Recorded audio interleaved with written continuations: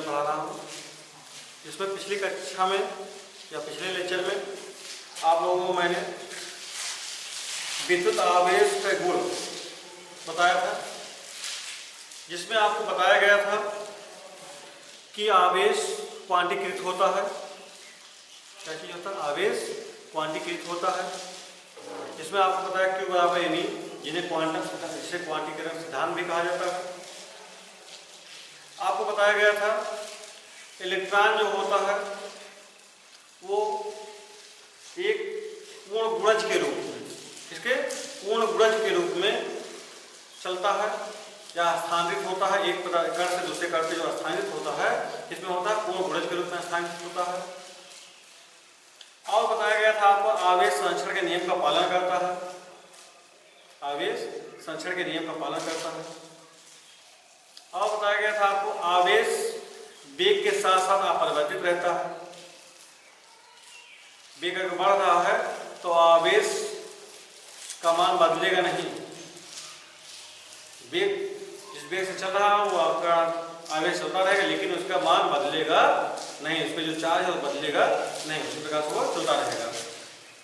एक स्थिर आवेश बताया गया था आपको, एक स्थिर आवेश केवल चुंबकीय क्षेत्र उत्पन्न कर सकता है, क्या कह सकते हैं, विद्युत क्षेत्र उत्पन्न कर सकता है। एक स्थिर आवेश केवल क्या कर सकता है, विद्युत क्षेत्र उत्पन्न कर सकता है। ठीक। और बताया गया था आपको अगर वही आवेश नियत वेग से चल रहा है, नियत वेग से गतिशील है या चल रहा है, तो आवेश विद्युत क्षेत्र, चुंबकीय क्षेत्र उत्पन्न करेगा और साथ ही साथ ऊर्जा उत्पन्न करता है। विद्युत क्षेत्र उत्पन्न करेगा, चुंबकीय क्षेत्र उत्पन्न करेगा और साथ ही साथ क्या उत्पन्न करेगा, ऊर्जा उत्पन्न करता है। तो ये सब आपको पिछले क्लास में बताया गया। और बताया गया था क्या चीज, समान आवेशों में प्रतिकर्षण का गुण और विपरीत आवेशों में आकर्षण का गुण पाया जाता है।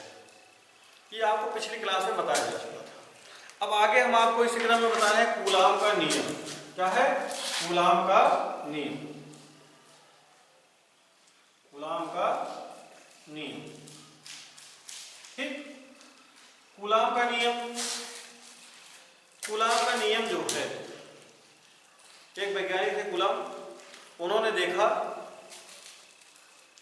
कि जो कण है, आवेश हैं, उनके बीच कुछ बल लग रहा है। उनके बीच क्या लग रहा है? कुछ बल लग रहा है। तो उन्होंने उसका अध्ययन किया और अध्ययन करने के बाद उन्होंने एक नियम प्रतिपादित किया, जिसे हम कूलाम का नियम कहते हैं। जो नियम उन्होंने प्रतिपादित किया उसे हम क्या कहते हैं?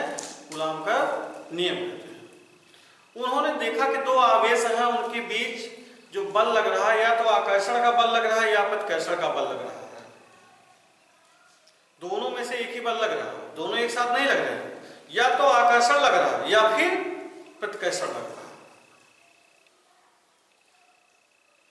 अब इन दोनों बलों में से आकर्षण लगा या प्रतिकर्षण लगा, अब जो बल लग रहा है उसी का कूलाम ने अध्ययन किया।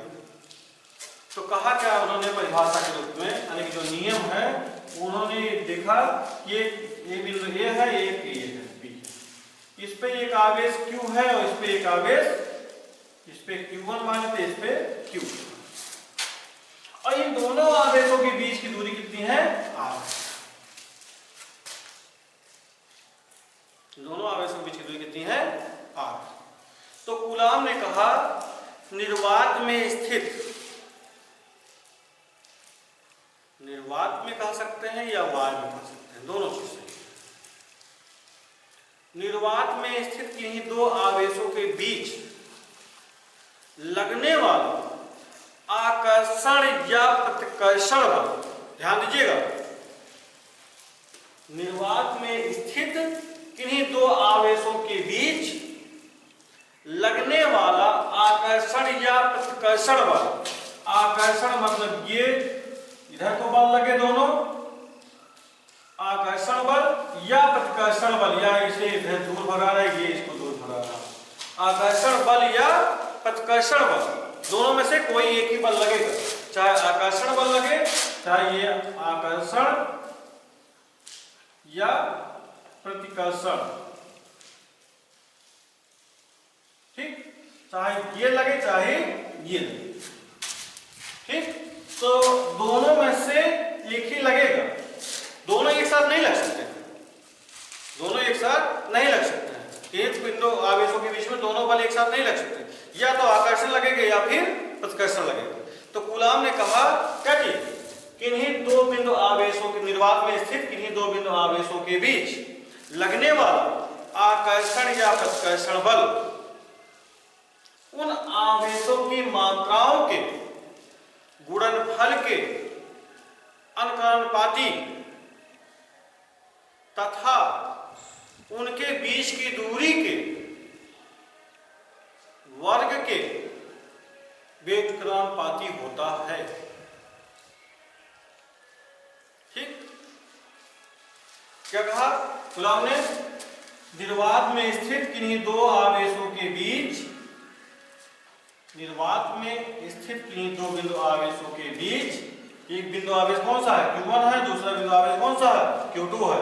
इनके बीच, इन्हीं दो बिंदु आवेशों के बीच लगने वाला आकर्षण या प्रतिकर्षण बल, आकर्षण या प्रतिकर्षण बल उन आवेशों के मात्राओं के, इन दोनों आवेशों के मात्राओं के गुणनफल के अनुक्रमानुपाती, गुणनफल के अनुक्रमानुपाती Q1 Q2 या अनुक्रमानुपाती Q1 Q2 अनुक्रमानुपाती तथा उनके बीच की दूरी, तथा उनके बीच की दूरी, ये तथा उनके बीच की दूरी के वर्ग के व्युत्क्रमानुपाती होते हैं, वर्ग के व्युत्क्रमानुपाती होता है, ठीक। समझ में आया ना? क्या एक बार और सुन लो। निर्वात में स्थित किन्हीं दो बिंदु आवेशों के बीच लगने वाला आकर्षण या प्रतिकर्षण बल उन आवेशों की मात्राओं के गुणनफल के अनुक्रमानुपाती तथा उनके बीच की दूरी के वर्ग के व्युत्क्रमानुपाती होता है, ठीक। समझ में आई बात ना? धन्यवाद। तो इसमें कहा गया यह अनुक्रमानुपाती Q1 Q2 यह अनुक्रमानुपाती 1/r², तो हो जाएगा यह अनुक्रमानुपाती Q1 Q2 r²। तो इस लिख सकते हैं यह इक्वल टू के Q1 Q2 r²,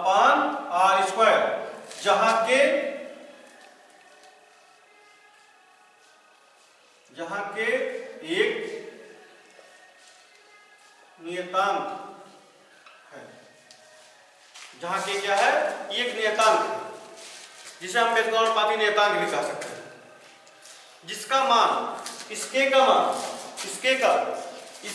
मान माध्यम पर निर्भर करता है। के का मान किस पर निर्भर करता है? जहां के एक नियतांक है जिसे माध्यम का, जो माध्यम पर निर्भर करता है, ठीक। अब इसमें आपका है, ये तो होगा जहां के एक नियतांक है जो माध्यम पर निर्भर कर रहा है। के का मान जो होता है, जहां हम लिख सकते हैं कि f बराबर 1/4 पाई ε0 इंटू Q1 Q2 r²। इतना क्या चीज हो गया? न्यूटन हो गया। इतना क्या हो गया? न्यूटन।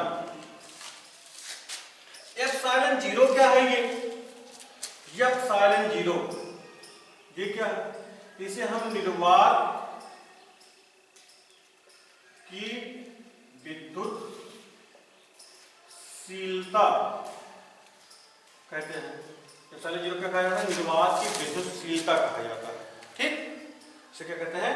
निर्वात की विद्युत शीलता कहते हैं ε0 का। अब ε0 यहां हो गया, ठीक है। ये तो आपका निर्वात में है। अब यदि यही, ठीक है, यही कम से कम ε0 का अगर आप कक्षा 11 में पढ़े होंगे, एक चीज और बता दें, कक्षा 11 में आपको ले चल रहे हैं। कक्षा 11 में आपने पढ़ा होगा बीमा। क्या पढ़ा होगा?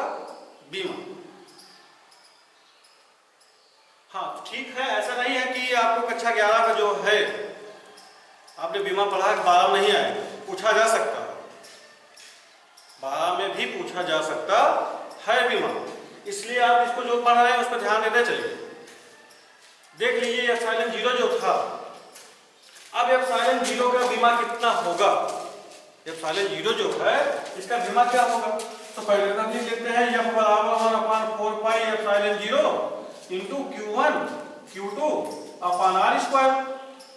अब इसको यहाँ ट्रांसफर कर देते हैं और इसको यहाँ लाकर ट्रांसफर कर लेते हैं, तो आप हो जाएगा एप्सिलॉन 0 बराबर 1/4 pi into Q1 Q2 upon F गुणे R स्क्वायर, लिख सकते हैं ना। तो अब एप्सिलॉन 0 इक्वल टू, अब ये 1/4 पाई हमारा अचर पद है, इसका कोई मान तो होता नहीं, मात्रक तो होता नहीं, सॉरी मात्रक तो होता नहीं है, तो इससे कोई मतलब है नहीं। हमारा अब आवेश है, तो आवेश का मात्रक क्या होता है, आपने पढ़ा होगा कक्षा 9 में Q बराबर IT, या 10 में पढ़े होंगे, कक्षा 9 में पढ़ा होगा Q बराबर NE, ये भी पढ़ा होगा कक्षा 10 में पढ़ा होगा Q बराबर IT। तो I आपका क्या है, विद्युत धारा, इसका मात्रक क्या होता है एम्पियर। T आपका क्या है, समय है, इसका मात्रक क्या होता है सेकंड। तो कूलाम्ब का मात्रक क्या हो गया, कूलाम्ब को हम किस रूप में लिख सकते हैं, एम्पियर सेकंड के रूप में लिख सकते हैं। किस में रूप में लिख सकते हैं, एम्पियर सेकंड के रूप में लिख सकते हैं। तो यहाँ एप्सिलॉन का लिख सकते हैं कूलाम्ब। अब यहाँ देख रहे हैं आप दो बार है Q, तो इसलिए हम सीधे लिख रहे हैं कूलाम्ब का वर्ग बटे बल है, बल का मात्रक क्या होगा न्यूटन, गुणे समय है, दूरी है, दूरी का मात्रक क्या हो जाएगा मीटर स्क्वायर, क्या हो जाएगा मीटर स्क्वायर हो जाएगा। तो एप्सिलॉन 0 आपका हो गया, इसमें कूलाम्ब को लिख सकते हैं AT का वर्ग, और इसको लिख सकते हैं क्या जी, मीटर को लिख सकते हैं क्या जी न्यूटन, सॉरी न्यूटन लिख सकते हैं। न्यूटन आपका किसका मात्रक है, बल का। बल की बीमा क्या होती है mL/T⁻², mL/T⁻², क्या हो जाएगा mL/T⁻², और मीटर स्क्वायर है तो इसका L का स्क्वायर हो जाएगा। तो अब इसको लिख सकते हैं किस रूप में, एप्सिलॉन 0 बराबर लिख सकते हैं m⁻⁻1, इसको ऊपर लिख के m⁻⁻1। अब L है, L यहाँ पे 1 है, यहाँ पे 2 है, तो दोनों का गुणा मल्टीप्लाई हो जाएगा, कितना हो जाएगा 3 बन जाएगा पावर। तो आपको हो जाएगा L⁻³ ऊपर जा रहा है।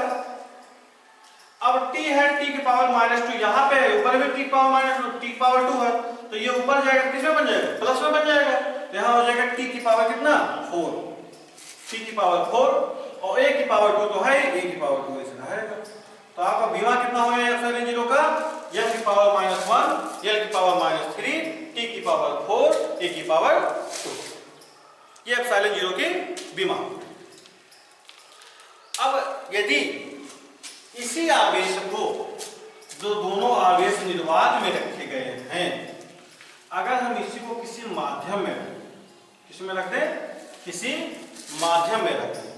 आप देखिए जैसे निर्वात में जब हमने रखा था, तो F बराबर 1/4 pi epsilon 0 into Q1 Q2 upon R square, ये हमारा बना इतना न्यूटन, किसमें बना निर्वात में।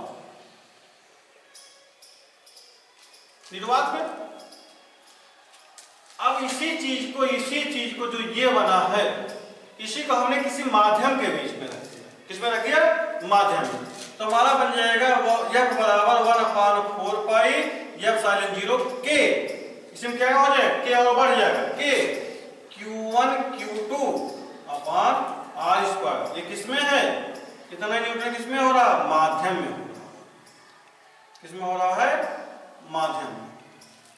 अब K क्या चीज है, यहाँ पे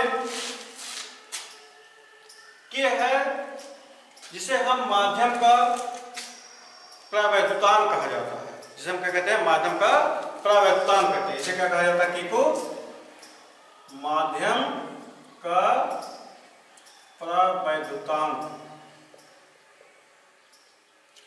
प्रवैद्युतांक जैसे आपका हो गया कांच, तेल, कांच हो गया, तेल हो गया, कागज हो गया, और अन्य प्रकार के ये हो सकते हैं जो उष्मा के कुचालक, या कह सकते हैं विद्युत के कुचालक, विद्युत के ये जो कुचालक है ये सब आपका क्या पदार्थांक के लिए काम करेंगे।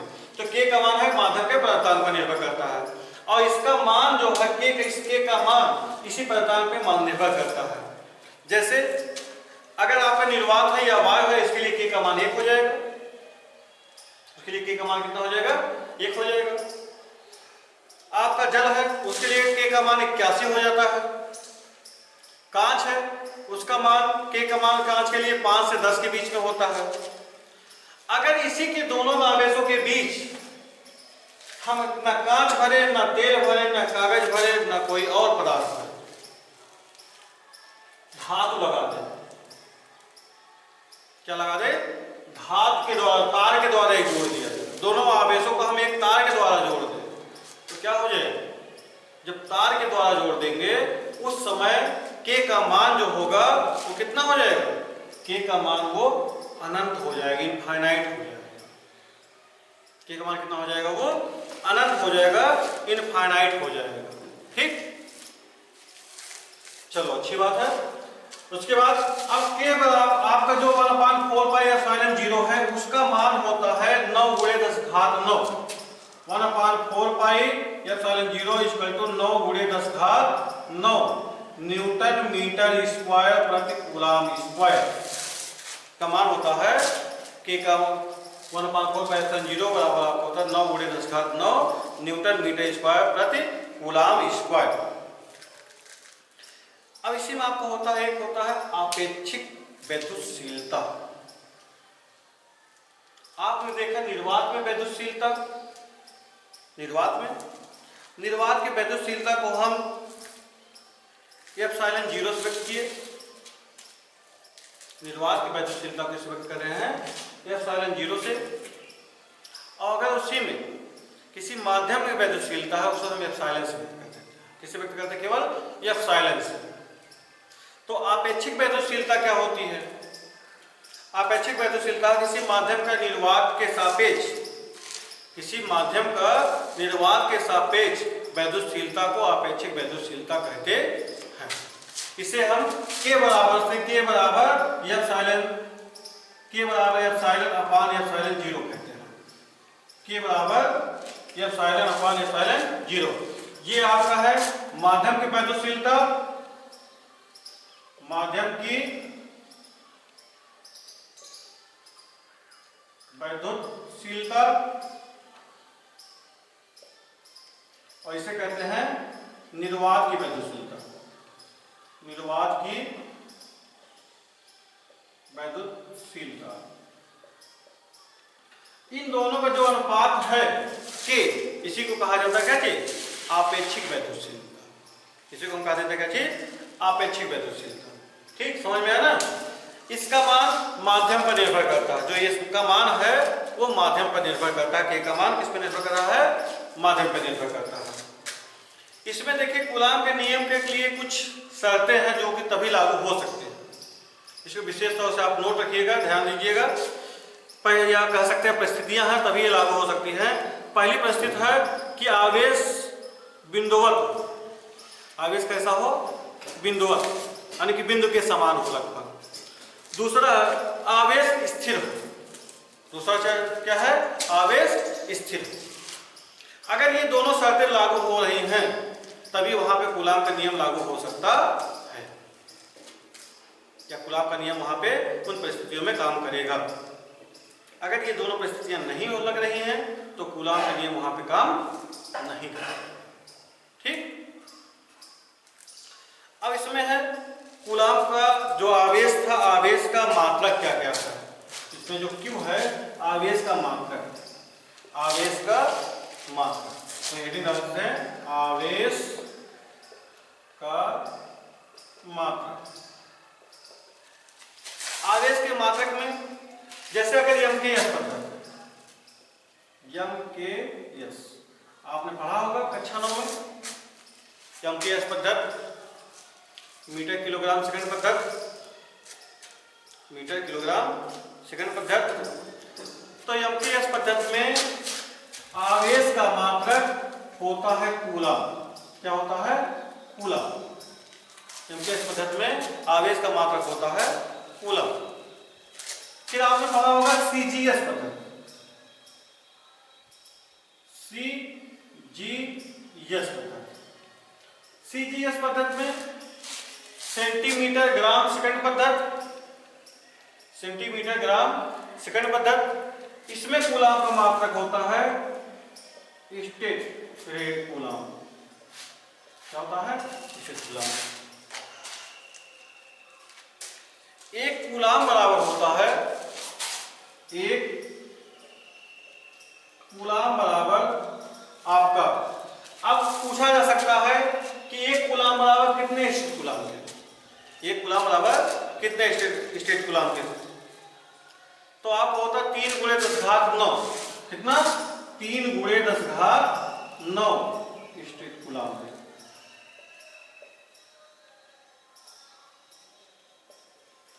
कितने कूलाम के होता है, कितने के, 3 × 10⁹ स्टेट कूलाम के। इसी में एक चीज और होता है, एक कूलाम बराबर, एक कूलाम बराबर 1/, कितने के, 1/10, 1/10, 1/10 कितने के, EMU, EMU, electronic mass of unit, electronic mass of unit के, किसके होता है, इलेक्ट्रॉनिक मास ऑफ यूनिट। एक कूलाम बराबर 1/10 AMU के बराबर होता है। ठीक, इतना समझ में आया ना? ठीक, अच्छे, धन्यवाद। आगे देखो, आगे आपका है कूलाम के नियम का सदिश रूप। कूलाम के नियम का सदिश रूप या कह सकते हैं कूलाम के नियम का वेक्टर रूप। कूलाम के नियम का सदिश रूप या कह सकते हैं वेक्टर रूप। कूलाम के नियम का सदिश रूप, कूलाम के नियम का क्या हो जाएगा, सदिश रूप। तो आपने अभी पढ़ा है क्या चीज, F बराबर 1/4 पाई F0 इंटू Q1 Q2 अपान R²। तो सदिश रूप के लिए आपको हो जाएगा, इसी को हम लिख सकते हैं वेक्टर F बराबर 1/4 पाई F0 Q1 Q2 अपान R² इंटू R कैप। अब R कैप क्या है, ये चीज आपका है एकांक सदिश। R कैप ये क्या चीज है, एकांक सदिश। वह वेक्टर जिसका मान 1 हो या जिसका परिमाण 1 हो, एकांक वेक्टर कहलाता है। आपने कक्षा 11 में पढ़ा होगा, वेक्टर A बराबर या मापांक वेक्टर A बराबर या मॉड ऑफ वेक्टर A बराबर, एकांक वेक्टर A बराबर आप हो जाएगा जी vector A upon mod of vector A। या आपने पढ़ा होगा वेक्टर A बराबर वेक्टर A अपान A। ये क्या चीज है, एकांक वेक्टर। वही चीज है यहाँ पे एकांक वेक्टर या एकांक सदिश। एकांक वेक्टर या एकांक सदिश होता है जिसकी दिशा सदैव स्रोत आवेश से परीक्षण आवेश की ओर होती है। जिसकी दिशा सदैव किधर होती है, स्रोत आवेश से परीक्षण आवेश की ओर होती है। ठीक है, मान लेते हैं जैसे दो आवेश है, एक Q1 और Q2 है। मान लेते हैं जैसे आपको एक आवेश यहाँ पे Q1 है, एक यहाँ क्या है, Q2 है। अब ये आवेश क्या है, इसको हमको कहेंगे स्रोत आवेश। कौन सा आवेश कहेंगे, स्रोत आवेश कह देंगे। और इधर क्या कहेंगे, इसे कहेंगे परीक्षण आवेश। तो दिशा किधर से किधर हो जाएगी, हमने बताया स्रोत आवेश से परीक्षण आवेश की ओर, इधर से इधर की ओर हो जाएगी। किधर से किधर हो जाएगी, स्रोत आवेश से परीक्षण आवेश की ओर इसकी दिशा हो जाती है। ठीक है। अब यहां पे दिशा तो हो गया, किधर से किधर से, स्रोत से परीक्षण आवेश की ओर। इसमें आपको बल भी लगता है। क्या लगता है, बल। आपको बताया गया था इसके पहले कूलाम के नियम में कि दो आवेश अगर है रखे गए बिंदुवत है तो उनके बीच कोई बल लगेगा। कौन सा लगेगा, या तो आकर्षण लगेगा या तो प्रतिकर्षण बल लगेगा। जब आकर्षण बल या प्रतिकर्षण बल लग रहा है तो कौन किस पे बल लगा रहा है, ये भी तो होना चाहिए। दिशा तो पता हो रही है, लेकिन इसके साथ साथ ये भी पता होना चाहिए कौन किस पे बल लगा रहा है। अब कौन किस पे बल लगाने का मतलब होता है कि स्रोत आवेश जो होता है ये बल आरोपित करता है किस पर? परीक्षण आवेश पे। ये जो स्रोत आवेश है ये आपको बल आरोपित करता है किस पे? परीक्षण आवेश पे। इस पे बल आरोपित करता है और ये परीक्षण आवेश क्या होता है? बल का अनुभव करता है, क्योंकि ये बल लगा रहा है इसको अब चाहे वो ढकेले Q1 चाहे Q2 को ढकेले या फिर अपने पास खींचे, बल ये लगाएगा। अनुभव कौन करेगा बल का? Q2 करेगा। Q1 बल लगाएगा और अनुभव कौन करेगा? Q2 करेगा। तो आपका स्रोत जो होता है वो बल लगाता है और जो परीक्षण आवेश होता है वो क्या? तो बल का अनुभव करता है। ठीक। अब इसी में देखिए सदिश रूप में आपका दो आवेश है ये जैसे दिखाए गए। अब इसमें स्रोत और परीक्षण मिटा देंगे। इस पर देखिए और चीज बता रहे हैं आपको। Q1 और Q2 है, इनके बीच की दूरी है कितनी? R। ये दूरी बता दी है, दूरी कितनी है? ये R। इनके बीच की दूरी R है। अब इस पे यहां पे जो दूरी है इस पे हम लिख सकते हैं R12, इधर लिख सकते हैं R12 कैप और इधर लिख सकते हैं R21 कैप। बल जो लगेगा एक बार ये स्रोत का काम कर रहा है तो इस पे बल लगा रहा है, ये स्रोत का काम कर रहा है तो इस पे बल लगा रहा है, तो इस पे लग रहा है इधर क्या चीज? F21। जब ये स्रोत का काम कर रहा है, ये परीक्षण का आवेश का काम कर रहा है तो इस पे बल लग रहा है F12, F12 लग रहा है। ठीक। इस पे F21 लगा, इस पे कितना लगा? F12 लग रहा है।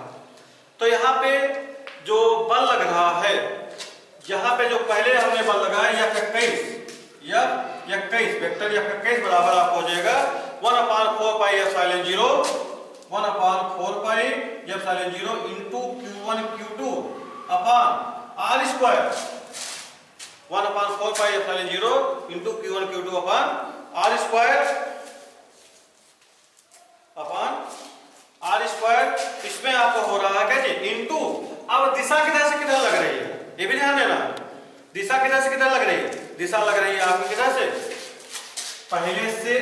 तो इसमें दूसरे वाले कर्ण पहले यानी कि यहां हो जाएगा R21 कैप। कितना हो जाएगा? R21 cap. अब R21 कैप क्या है? Q2 पर Q1 के द्वारा बल लगाया जा रहा है। ये क्या बता रहा है? Q2 पर इस पर इसके कारण बल लगाया, यानी कि ये स्रोत का काम कर रहा है और ये किसका काम कर रहा है? परीक्षण आवेश का काम कर रहा है। फिर आप हो जाएगा F12 आपका हो जाएगा 1/4 pi epsilon 0 into Q1 Q2 upon R square into R12 cap. अब R12 कैप से निर्भर कर रहा है कि Q1 पर Q2 द्वारा बल लगाया जा रहा है। अब Q1 पर Q2 के द्वारा, यानी कि अब Q2 क्या इसका काम करने लगा? स्रोत का काम करने लगा। और Q1 किसका काम करने लगा? परीक्षण आवेश का काम करने लगा। Q2 पर Q1 के कारण बल लग रहा है। तो इसमें R12 और R21 जो आपका दिखाया गया है ये आपके दूरी की दिशा के रूप में दिखाया गया, किस आवेश से किस आवेश की ओर बीच की दूरी लग रही है ना। इसे कहा जाता है एकांक वेक्टर। अब एकांक वेक्टर को हम R12 और R21 को लिख सकते हैं, जैसे कहीं पे R12 लिखा गया है कहीं, तो इसको लिख सकते हैं वेक्टर R12 बटे यहाँ पे वेक्टर R। तो यहाँ पे वेक्टर R12 अपान R लिख सकते हैं, जैसे आपको कक्षा 11 में बताया गया था कि cap equal to vector A upon A, cap equal to vector A upon A। उसी प्रकार से लिख सकते हैं R12 कैप बराबर वेक्टर R12 अपान R। तो इसका F21 बराबर आपको हो जाएगा यहाँ पे, और इसी को R12 लिख सकते हैं और फिर R21 को भी लिख सकते हैं। किसके? R21 को भी इसी प्रकार से लिखा जा सकता है, किसके रूप में? ठीक, R21 कैप बराबर लिख सकते हैं R21 वेक्टर अपान R, R21 वेक्टर अपान R। तो अब इन दोनों को अगर हम यहां पे रख दें 21 में और 12 इन दोनों के स्थान पे रख देंगे तो हमारा हो जाएगा F 21 equal to 1/4 pi epsilon 0 into Q1 Q2 upon R square into, अब इतने के स्थान पर हम इतना रख सकते हैं तो रख देंगे, कितना बन जाएगा, यहाँ हो जाएगा R वेक्टर R21 बटे R, तो इसको और भी एक रूप में लिख सकते हैं 1/4 pi epsilon 0 into Q1 Q2 upon R cube बन जाएगा क्योंकि स्क्वायर और इंटू यहाँ पे R, तो R क्यूब इंटू वेक्टर 21। ठीक इसी प्रकार से लिख सकते हैं R12 F12 equal to 1/4 pi epsilon 0 into Q1 Q2 upon R cube into R12 vector R12।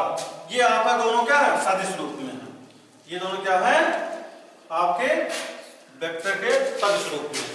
ठीक, अब R12 तथा R21 दोनों विपरीत वेक्टर हैं, दोनों कैसे हैं, विपरीत हैं, इसके कारण से इस पे और इसके कारण से इस पे, दोनों की दिशाएं कैसे हो रही हैं, विपरीत हो रही है। जब दोनों की दिशाएं विपरीत हो रही हैं लेकिन दोनों एकांक वेक्टर हैं, इसलिए R21 बराबर आपको हो जाएगा, इसलिए कितना हो जाएगा R21 वेक्टर R21 बराबर आपको हो जाएगा माइनस वेक्टर R12। ठीक, तो F21 बराबर माइनस F12, F21 बराबर F12।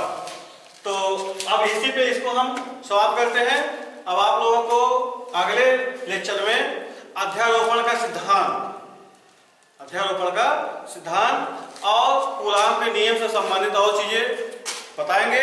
ठीक, तब तक स्वस्थ रहिए, मस्त रहिए, घर पे पढ़िए, धन्यवाद। और कोरोना से बचे रहिए क्योंकि जिले में भी आपके कोरोना वायरस का आगमन हो चुका है, या कह सकते हैं बम विस्फोट हो चुका उसका, तो इसलिए सावधान रहिए, ध्यान दीजिए अपने स्वास्थ्य। धन्यवाद।